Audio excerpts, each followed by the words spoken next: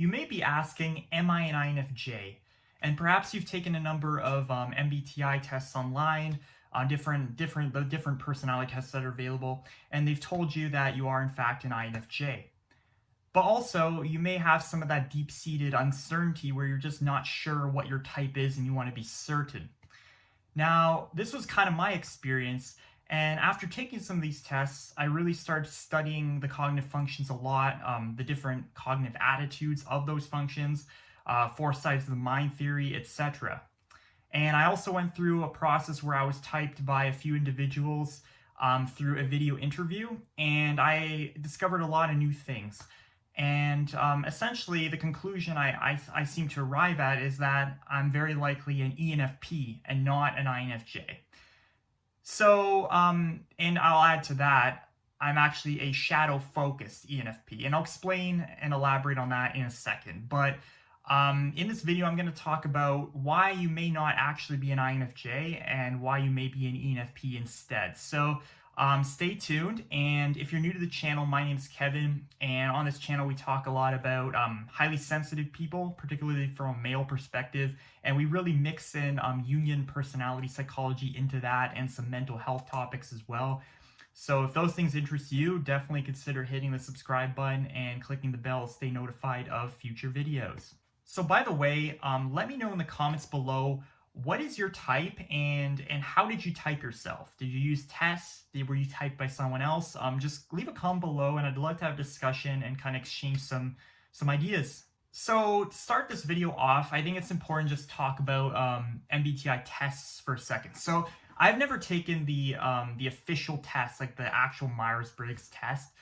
So I don't really have that reference, and it says online that there's actually a 90% accuracy on that. So that may be right, that may not be, I'm not sure, but I've relied on a number of online tests that are free, like the popular 16 personalities test, and then a lot of cognitive functions related tests, and I'm actually going to go into a graph here to show you some of my results from some of these tests. Now, a lot of these tests have identified me as an INFJ. Not all of them. There's some that I've gotten INTJ before, I've gotten ENFP, I've gotten even ESTJ or ENTJ. And I think what happened was when I went through the video interview process where I actually got typed by a few individuals, and I did trust their opinions. I found them in the jungian personality Facebook group. I'm not sure what the exact name of the group is, but they seemed relatively knowledgeable on the subject, and I got typed and I got this full transcript that I have right here. And it really broke down actually in a lot of the things I was saying, you know, the different cognitive functions I was using, and kind of, you know, obviously cognitive functions, they're all on axes as well, like NISE, NESI. And so I was able to kind of see in my sentences where I was using those things. But beyond that, I was able to see, you know, what interaction styles was I using, what kind of temperament was apparent in my responses, and all these things kind of piece together how to really type someone. So MBTI tests, I feel, and I've heard from other people that they're not the most accurate thing out there. I've heard that they're anywhere between 50 to 70% accurate, at least these free ones. So I think that the tests aren't really a be-all, end-all in really figuring out your type, and you really have to dig deeper and study to make sure you're not, in fact, mistyped, and to really kind of make your own judgment and not just let a test tell you what you are. So I'm going to dig into first explaining the whole thing I mentioned, where I mentioned that I'm an ENFP that's shadow-focused. So what exactly does that mean, and how does it relate to me getting INFJ as a result on all these tests? So there's something called the four sides of the mind theory, and this is something that well, C.S. Joseph talks a lot about on his YouTube channel, but it derives from the work of Dr. John Beebe. And what this theory essentially says is that you have your main MBTI type, which is like your ego, but you also have three other types that you can access. And you access them through your unconscious or your shadow, your subconscious, or your superego. And so the ENFP, obviously for me, is my ego function, or my ego type, right? But if I go into my subconscious, I'm accessing my ISTJ type, And the subconscious is typically related to pursuing happiness and kind of your greater calling. My unconscious or shadow is INFJ, and this relates a lot to why I was typing as an INFJ on these tests all the time. And the unconscious, it's called the shadow for a reason. It's because it can often come out in immature ways, and you have to really do a lot of self growth, I think, to really utilize your shadow in a positive way. And your superego comes out kind of in your darkest state, I think, and it's not something you access that well. But for the ENFP, that would be the ESTP superego. So that's just a quick introduction, but essentially digging deeper into the INFJ shadow that's associated with ENFP, right? So the ENFP functions, obviously you have NE, FI, TE, and SI, right? But because ENFPs have INFJ shadow, this means that if they're accessing their shadow a lot, they're going to actually be accessing the INFJ's functions. So NI, FE, TI, and SE. And the thing is, when they're accessing these cognitive functions in their shadow, those functions actually have their own kind of attitudes or ways in which they present themselves. So I'll explain that a little bit further. So in terms of the ENFP's INFJ shadow, right? So obviously, INFJs use introverted intuition, right? So the way this manifests in the ENFP shadow is kind of it's in the top slot in the shadow, and the top slot in the shadow is called the nemesis function. So your NI gets accessed as your nemesis function. And so what does this mean? So the nemesis function typically has a very an attitude of worry or concern, right? So I'm going to get into that and apply it to my specific examples in a second. But below that, FE, right? FE is in the critic slot in the shadow. And what is the critic slot? Well, the attitude of the critic slot is such that you're very, you use that function in a very critical way. And it's really as simple as that. That's how I would describe it. You use it very critically in a very kind of pessimistic, critical type of way, as if you're using that function to criticize certain things. Below that is the trickster slot, and that would be TI in my trickster slot.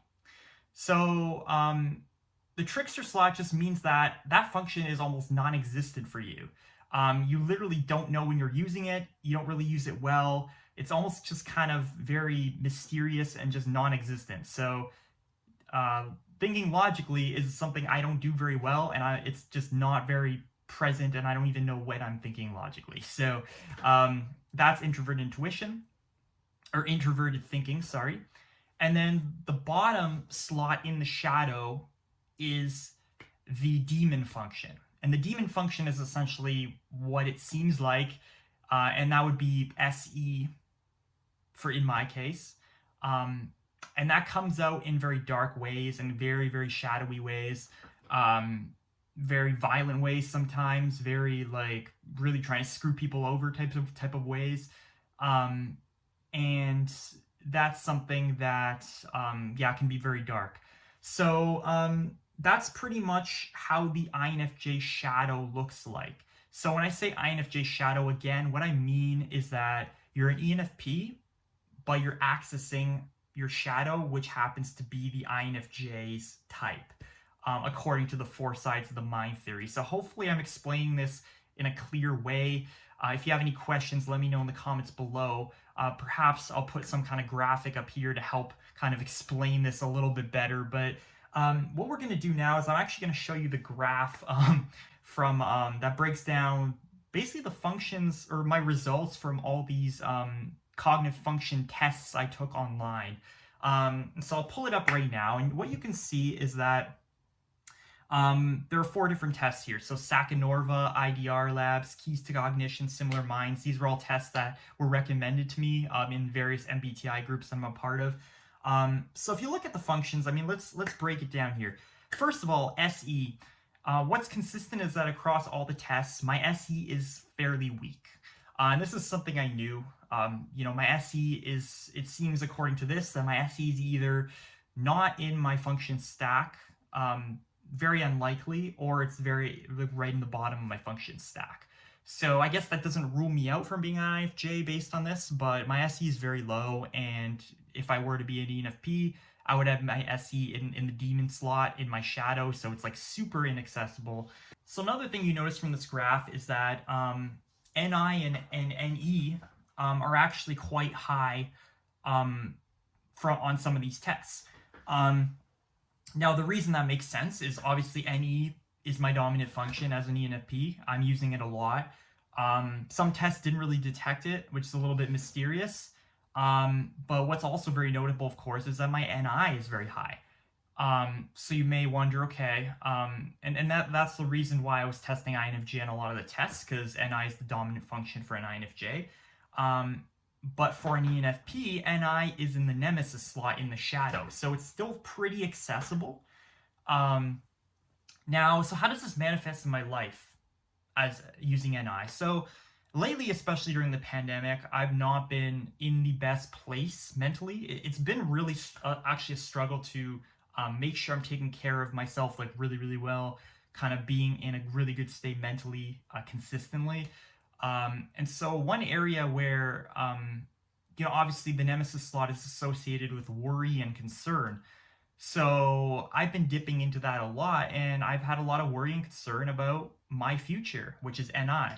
I've been kind of concerned about, where I should take my career, being a movement type in terms of interaction style. I'm wanting to make progress really quickly. I'm wanting to kind of make some leaps, even though I'm in this kind of pandemic situation where everything seems to be at a standstill.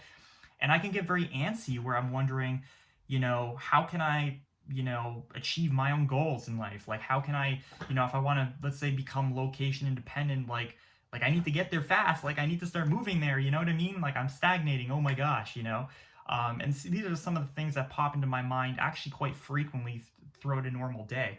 And these are very much NI types of thoughts, right? You're concerned about your own goals and kind of your own tunnel vision and having that focus on your future and where you're taking yourself. So that is something that has been a big factor for me for sure. And now moving into some other functional patterns here in this graph. So another thing is that you can see TI or TE tends to be more prevalent than TI in these tests, although TI was high in a couple of these tests actually. I think that, I think the reason TE was high in a couple of these tests is because my TE child is pretty strong, at least at the moment.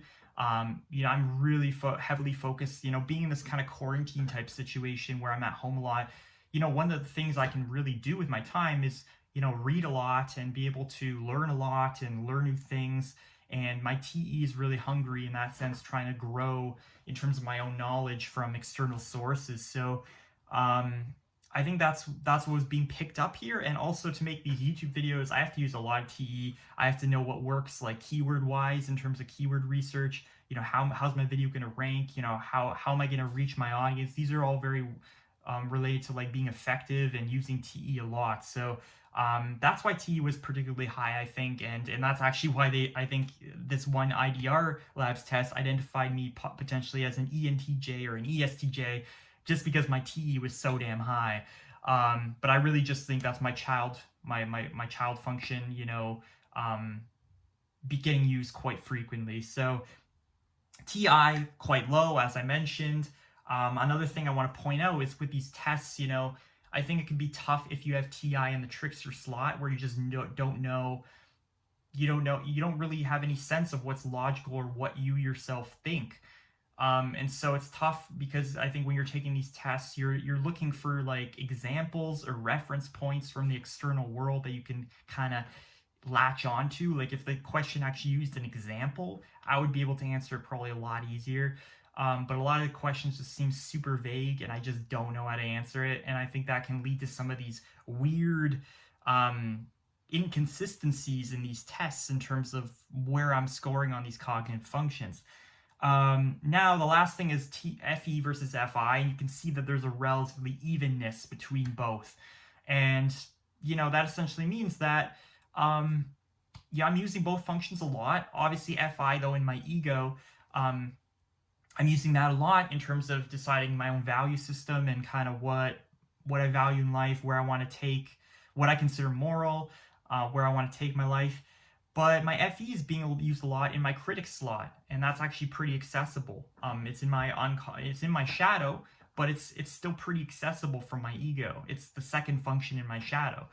And so, how does my FE critic manifest? Well, essentially, it's been manifesting a lot in terms of critiquing, and this is actually quite unhealthy, and I'm just being vulnerable and honest here, but I've been super critical of like my family and just society in general and culture, because I've been very frustrated as it relates to, again, my own future, and kind of just getting maybe mad at the fact that, the traditional kind of 9 to 5 type lifestyle, or just the way society's set up in terms of everyone just kind of being robots or zombies and going into work and kind of just going through the motions all the time, consuming unhealthy food all the time, you know, um, just not really having like a deeper life purpose,